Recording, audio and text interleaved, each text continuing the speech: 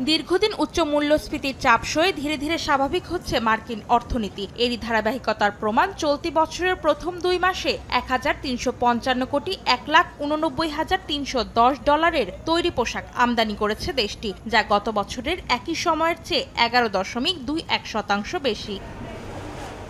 এই ধারায় যুক্তরাষ্ট্রে বাংলাদেশি তৈরি পোশাক রফতানির প্রবৃদ্ধি হয়েছে সবচেয়ে বেশি। মার্কিন বাণিজ্য দপ্তর ওডেক্সার তথ্য, গেল ফেব্রুয়ারি পর্যন্ত 2 মাসে দেশটিতে বাংলাদেশি তৈরি পোশাক রফতানি হয়েছে ১৫০,৭৬৭,৫৭৪ ডলার মূল্যের, যা ২০২৪ সালের একই সময়ের তুলনায় ২৬.৬৪% বেশি। তবে বাজার দখলের দিক দিয়ে তৃতীয় অবস্থানেই রয়েছে।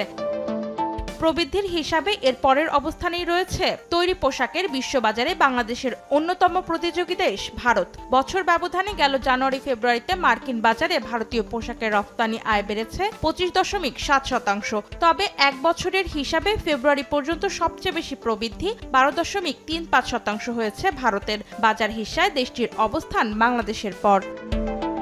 ভারতের পরে প্রবৃদ্ধিতে এগিয়ে মার্কিন পোশাকের বাজারে চীনের ঘাড়ে নিঃশ্বাস ফেলা এশিয়ার আরেক দেশ ভিয়েতনাম। ১৯.৩৮% বাজার হিস্সা নিয়ে মার্কিন বাজার দখলে দ্বিতীয় অবস্থানে রয়েছে দেশটি। প্রবৃদ্ধিতে চতুর্থ অবস্থানে রয়েছে চীন। অন্যান্য দেশের তুলনায় গেল এক বছরে দেশটির প্রবৃদ্ধি বেশ কম, তবে ২০.৪৪% বাজার হিস্সা নিয়ে প্রথম অবস্থান ধরে রেখেছে বিশ্ব অর্থনীতির দ্বিতীয় শীর্ষ দেশটি।